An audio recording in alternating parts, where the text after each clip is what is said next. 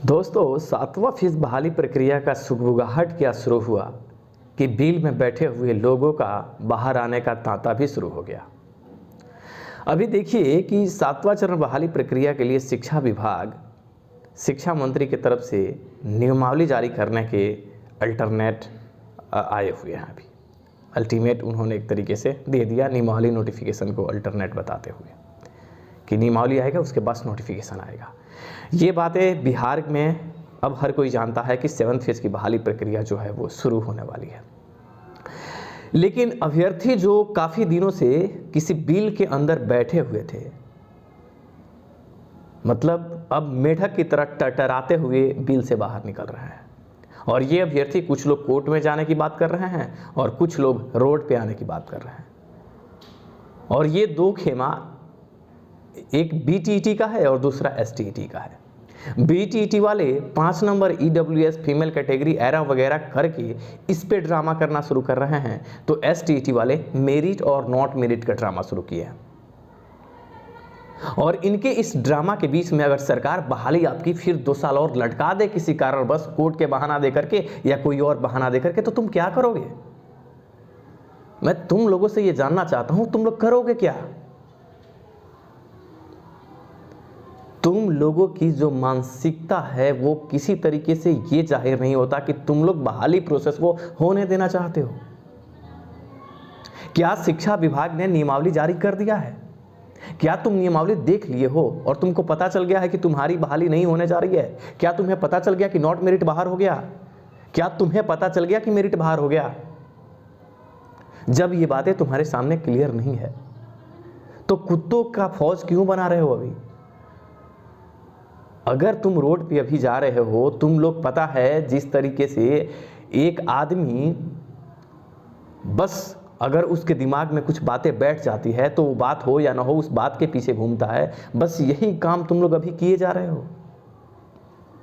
बहाली प्रोसेस को शिक्षा विभाग एक प्लेटफॉर्म पे ला करके आगे बढ़ाने की तैयारी कर रहा है। एक सोच के तहत एक सरकार अपने पूरे फ्रेमवर्क में काम कर रही है, जो बहाली के संकेत मिल रहे हैं।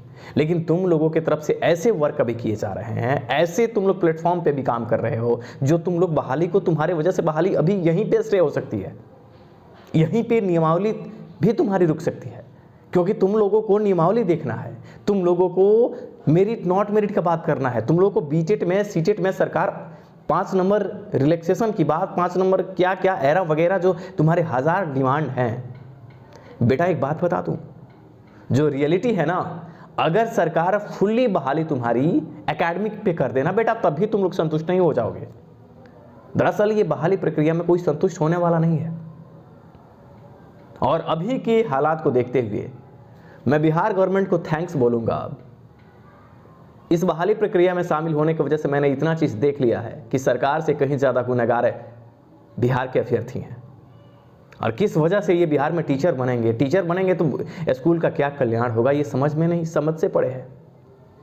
60%, 45% अगर तुम मार्क्स नहीं ला सकते, और अगर 110 नंबर लाने वाला बच्चा का 70 नंबर तुम ला करके कंपेयर करोगे, कहोगे कि दोनों इक्वल है, एलिजिबिलिटी टेस्ट है ना? और इस तरीके की जो तुम लोग अभी बात कर रहे हो, तुम लोग शांत क्यों नहीं रह पाते हो? तुम्हारे साथ क्या प्रॉब्लम है? कोर्ट केस की बातें तुम कर रहे हो, है ना? कभी तुम लोग लड़ने की बात कर रहे हो, कभी कह रहे हो संपूर्ण बहाली। क्या बिहार में कोई गवर्नमेंट पैदा लेगी जो संपूर्ण बहाली कर देगी? तो तुम्हारी क्या औकात है? किसी की औकात नहीं है कि संपूर्ण बहाली कर दे बिहार के अंदर। तो तुम लोग इस तरीके के जो अपने संगठन को मजबूत बनाने की बात लोगों को झांसे में दे रहे हो, ये संगठन मजबूत नहीं कर रहे हो, तुम लोग कमजोर कर रहे हो। सोशल मीडिया का किस तरीके से दुरुपयोग हो रहा है अगर देखना है तो बिहार के अभ्यर्थियों के बीच में आप आकर के देख सकते हैं। बड़े आसानी से आपको समझ में आएगा कि ये लोग चाहते क्या है, इनकी रणनीति क्या है, इनके तौर तरीके क्या है। सचिवालय में जाने के बाद अगर आज फिर आप लोग सचिवालय का दौरा अब आप चालू कर दिए हैं, अलग अलग डिमांड के साथ आप सचिवालय जा रहे हैं, आपके कई सारे मांग हैं। इन मांगों को अगर सरकार शिक्षा विभाग सचिवालय में इस पे अमल करना शुरू कर दिया बेटा, तुम्हारे बहाली का क्या होगा? तुम्हारे मांग पे शिक्षा विभाग अगर अमल करना शुरू कर दिया, तुम्हारे मांग का क्या होगा, तुम्हारे बहाली का क्या होगा? तुम्हारी बहाली टाइम पे होगी। तुम अगर नियमावली में कुछ अपने डिमांड ले जाके अभी रखोगे, है ना, कोई एकेडमी की बात करेगा, कोई नंबरों की बात करेगा, कोई कुछ बात करेगा, शर्म बची है कि नहीं तुम लोगों में? क्या ड्रामा तुम लोग आरजेडी कार्यालय जा रहे हो, कोई बीटेड का मामला लेकर के जा रहा है। ये जो तौर तरीके हैं वो बहाली को पूरी तरीके से फंसाने का एक तरीका है। अगर इस तरीके के रवैये चलते रहेंगे तो बहाली प्रोसेस नहीं शुरू हो पाएगी। बहाली प्रोसेस को आप लोग और ज़्यादा गर्त में ढकेल दोगे। इस तरीके के नहीं के जो आप लोग संकेत दे रहे हो, 2 दिनों से अभ्यर्थियों के संकेत जो हैं वो काफ़ी बुरे हैं। सोशल मीडिया प्लेटफॉर्म का यूज़ करने वाले लोग हों, है ना, एक्टिव लोग हों, संगठन के लोग हों, या फिर चाहे स्टूडेंट ही क्यों ना हो, इन सारे लोगों की सिचुएशंस अच्छी नहीं है ना। क्या करोगे? शिक्षा मंत्री के पास आप जा रहे हो, अपने 1000 पत्र आप सौंप रहे हो, आप शिक्षा विभाग में जा रहे हो, वहाँ जाने के बाद आप अपने डिमांड रख रहे हो। क्या लगता है आपको इस प्रक्रिया से बहाली प्रक्रिया शुरू हो जाएगी?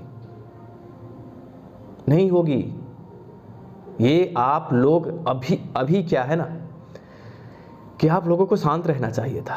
पहले नियमावली आपको आने देना चाहिए। नियमावली देखो, है ना। संपूर्ण बहाली नहीं हो सकती, संपूर्ण बहाली की तुम मांग कर रहे हो, संपूर्ण बहाली तुम्हारी नहीं हो सकती।